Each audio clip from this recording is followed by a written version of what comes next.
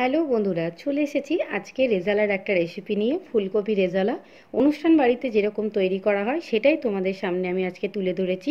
তার জন্য ফার্স্টে আমাকে এখানে রেজালা মশলাটা রেডি করে নিতে হবে, যার জন্য এখানে আমি নিয়েছি পোস্ত, কাজু, কিশমিশ, সাদা গোলমরিচ, লঙ্কা, আলমন্ড, মগজদানা, আদা, দই। এগুলো সমস্তটা মিক্সি জারে নিয়ে ভালো করে একটা স্মুথ পেস্ট তৈরি করে নিতে হবে জল ছাড়াই। তারপরে আমি এখানে ফুলকপিগুলোকে সেদ্ধ করে নেব, হালকা একটু জলে ভাপিয়ে দিয়েছি। তারপরে কড়াইয়ে তেল দিয়ে ফুলকপিগুলোকে হালকা হালকা ব্রাউন হয়ে আসা অবধি ভেজে নেব। খানিকটা একটু নুন দিয়ে দিচ্ছি, সেক্ষেত্রে ফুলকপির মধ্যে একটু মশলাটা ফ্লেভারটা ঢুকে যাবে। তারপরে কড়াইয়ে আমি একটু ঘি দেব আর একটু সামান্য সাদা তেল দিয়ে ফোড়নে দিয়ে দেব গোলমরিচ, লঙ্কা, লং, বড় এলাচ, ছোটো এলাচ, জায়ফল, জয়িত্রী, সাজিরা। এবারে ফোড়নটা থেকে যখন সুন্দর গন্ধ বেরোতে শুরু করবে তখন কাশ্মীরি রেড চিলি দিয়ে আমি এর মধ্যে আগের থেকে রেডি করে রাখা পেস্টটা দিয়ে কষিয়ে নেব।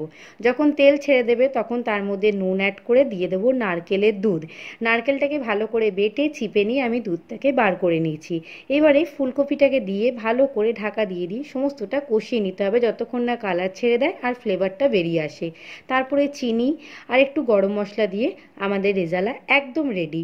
ভোজবাড়ি স্টাইলে যেরকম হয়ে থাকে, অনুষ্ঠান বাড়িগুলোতে যেরকম হয়ে থাকে, আজকে আমি সেরকমই তোমাদের সামনে তুলে ধরার চেষ্টা করেছি। আশা করছি আমার ভিডিও রেসিপি তোমাদের সকলকে খুব মন জয় করেছে। ভালো লাগলে অনুরোধ রইল ছোট্ট করে একটা লাইক, কমেন্ট, শেয়ার করার। আর তার পাশে থাকা বেল আইকনটি অবশ্যই ক্লিক করে দিও, যাতে আমার রেসিপির আপডেট তোমাদের সকলের কাছে সর্বদা সবসময় পৌঁছে যেতে থাকে। তো অনুরোধ রইল ছোট্ট করে একটা লাইক, কমেন্ট, শেয়ার করার। দেখা হচ্ছে পরবর্তী ভিডিওতে। টাটা।